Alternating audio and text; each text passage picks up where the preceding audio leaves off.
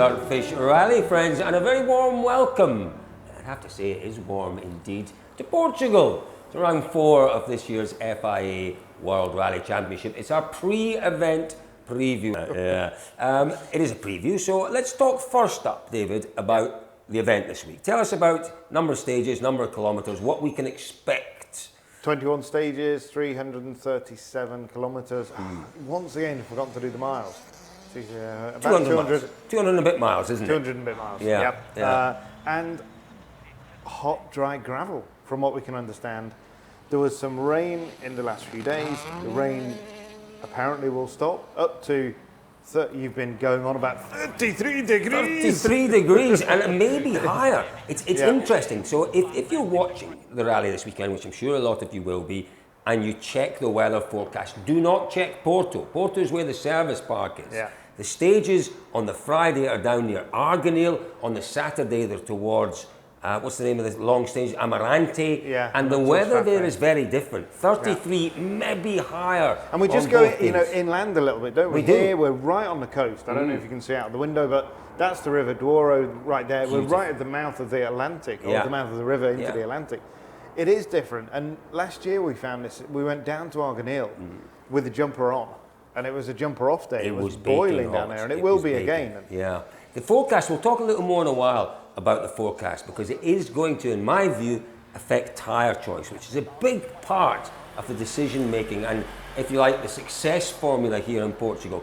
Andrea, if we talk about the success formula, as a team boss, what are the biggest challenges of Portugal? What are the big choices that you have to make here? What does it represent in terms of decision making? Well, as always, when you prepare a rally, you have to prepare it at home and possibly strategically at home. So the first thing that, not as a team boss, but as a team, you have to understand that first of all, it's road positions of your cars, because the pre-event has to be focused on these. Because especially if you start first cars, the main problem on Friday is to sweeping the road. And most of the time, for how well you can prepare the car anyhow on if you sweep the road, you are one of the last at the end of the day, more or less. And then you find yourself in this very same similar situation on the Saturday one. So to have a car that can adapt to this kind of loose gravel surface is very good. And here in Portugal, as long as I remember, apart the ears, but I had much longer hairs in those days, you had... you had some hair in those days. Some hair, thank you, the sidekick. And basically, you had much more wet events, because also it was earlier in the year. From what we have seen, walking the stages, there will be lots of loose gravel, so the cleaning will be very important. I think teams have prepared the cars for this.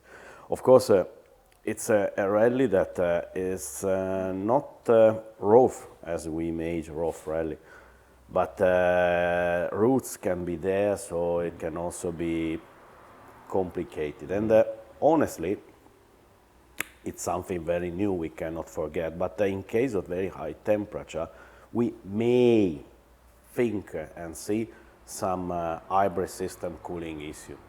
Especially if you get stuck in the dust or things like this.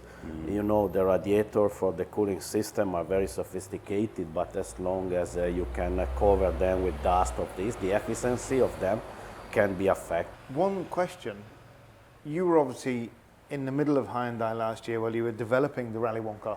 Maybe, that's a really good point, maybe there hasn't been sufficient time to actually test these cars in high temperature in the dust on gravel. This is a great point. What we've seen in the tests, we saw it when they were testing in Sardinia in reasonably warm conditions before I think the start of the year, wasn't it?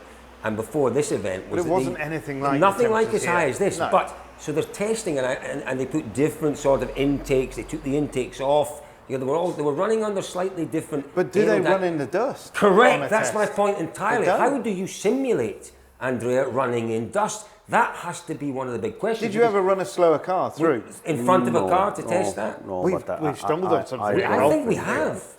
I don't think you have to have this kind of simulation, but you know, I don't want to be misunderstood, but sometimes when you see pictures of car testing, I see many journalists then pretend to understand aero or things like this. This makes me laugh a lot, because could also be that, for example, some cars that were testing without the scoop. Yeah, that's what I'm talking about. Was not for drag or things like this, was to simulate less air to cool the system. And to that was the point. I was making that point. We know that the Hyundai team went to Châtelet-Store, so they went there to test in these kind of conditions, which ordinarily at that time of the year you would get, and you would get the dust, and it poured with rain. You know, the one thing I think we have to say about Hyundai is that the team has been really unfortunate. Yes, the team was very late in starting the development because it took a long time to get the car signed off in Korea. But after that, at every turn where the test could have gone well, you need a little bit of luck. Was it unlucky that Thierry Neuville had that massive accident and set the thing back? Yeah. It's unfortunate, but at every turn it seems that things have gone against the team. It's been a difficult start to the year. And it could be a difficult weekend, but we look back to last year and the Hyundais were remarkably quick here last year. Don't forget, Thierry Neuville was more or less leading, rolled his car. Oit Tanak he led until lunchtime, I think, on the Saturday, and then had a suspension issue. And Danny Sordo was right there till the end, so they were quick. Trying really hard to get out. Who was the guy that was leading the team then? He just wouldn't tell us anything about that suspension trouble. I am not an engineer. I am a poor Italian immigrant living in Germany. Do not ask me about engineering. And he still won't tell us exactly what it was. But that's okay. Let's move on from that a little bit. But for me, the big story of the weekend, or the big deciding factor, is two things: weather, tyres. Yeah. You know, so we've talked a little bit about the weather. What we have to understand here, and if you've watched Shakedown, you might have an idea for this. You know, they've had some big storms here over the winter, and we saw it yesterday. They've really worked hard on the roads. They've been graded, and in places they look like snooker table flat, but it's sand. It's really sandy. Stage we were in yesterday, the recce cars are coming through, and the recce cars and huge ruts already. Huge. So there'll be an effect there in terms of the road cleaning. It's then what's underneath this loose surface is interesting. And then, as I say, is the weather forecast. Because yes, I think Friday, tomorrow, is going to be really dry. There is a forecast for thunderstorms on Saturday morning, and then further thunderstorms into Sunday. This, for me, it's a good forecast, David, a proper forecast. It's not a Colin Clark forecast, hey, let's make some drama, because I'm never doing that. It's a proper forecast. It makes it interesting. Does it really? I don't. Do you not listen to the podcast? Do you not listen to what George said about it rained for like 3 years on the trot in 2001, and then one day it dried and they got dust. It dries so quickly. It does. You're talking about 33 degrees, Cole. It'll stop raining, 5 minutes later, it'll be bone dry. What do you do if you've got a car at the front of the field, if you are running Calle Rovanpera on Friday morning and it's getting warmer, do you send them out on softs? It's not guessing, it's part of the pre-event test. So I don't know which results they get. We also have new tyres from Pirelli, if I'm not wrong. So it's difficult to say which is the right choice or not. You have to see the result of the test. And what you get Sunday from the people on the stages. We cannot deny that you have people, spotters, checking what is going on or not. So it's soft or hard. You have a midday service, so being the first, you have midday tires. 60 kilometres the loop. This is really interesting because the stages on Friday are to the south of Porto, 130 kilometres south. It's a different surface to Saturdays. Now, what we saw yesterday was very sandy on the surface. Surely, first on the road, you would go with softs, but we don't quite know. Yes. Surely you would go, and it might warm up to 33 plus degrees, David Evans. But first on the road, goodness me. But it was Ogier, wasn't it, that always showed how you could look. But he was one of his absolute strengths still as a driver is his ability to look after tyres. Yeah.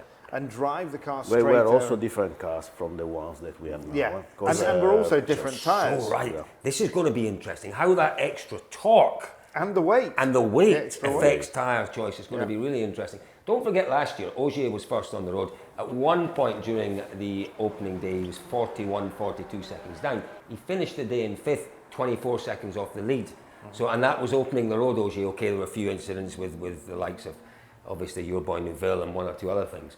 But it's not impossible, first on the road, to play the strategy game here. And you know, you've got to make sure you're there or thereabouts. And for me, you know, that's where Rovanperä has a chance. I've been quite ballsy in my predictions. How much of it? Okay, tyre strategy you can a little bit, but actually I think you're forced into your tyre choice if you're first on the road and it's dry. But no, but this is interesting because there's a slightly different tyre choice regime or tyre allocation regime here this weekend. Normally you would have, at the start of the event, you would have an allocated prime, it's the hard or the soft, and then you would have a secondary tyre. 24 of the prime choice and then 8 of the secondary choice.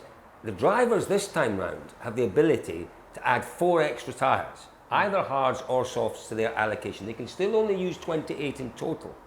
So at the start of the event, you might find, for example, looking at the weather forecast, Rovanperä might be thinking, Friday I'm going to use my softs, so I want 4 extra softs because it's going to rain on Saturday and it might well rain on Sunday. We might see a few different, before the event started, a few different tyre strategies appearing. I'm sure. You don't look convinced. No, I'm kind of convinced, but also, where do we draw the line here? We just keep giving the crews more tyres. Croatia, undoubtedly there was an argument that they were running out of the soft tyres, and if it rained again it was going to be dangerous, and we throw this word dangerous around. It wasn't going to be dangerous because you can drive the hard tyre in the rain. Of course you can. But what the drivers are really after is more performance. Yeah. That's what I don't like, is taking away the performance. Well, that's different. That's not danger. Correct. That's performance. And so great. So we get 4 more here. You know, if it rains heavily throughout the 3 days, then we've got the ability to take 12 softs. If it's unbelievably hot, 33 degrees, we've got the opportunity to use hard tyres all the time, which, you know, maybe the next round in Sardinia is probably more pertinent there. Rally has always been, but the motorsport in the end is tyres. I remember Sergio told me that in the end cars are the stuff needed to bring around tyres. Yeah, because that's true. Tyres has always been very important. The problem in Portugal has been always, so it's not something recent, the dust. Yeah. Always been the dust, because this kind of surface, as long as it was not raining, has always been very sandy. Yeah. So in those days, the starting order was separated by 1 minute. 2 minutes was very difficult in those days, it was 1 minute.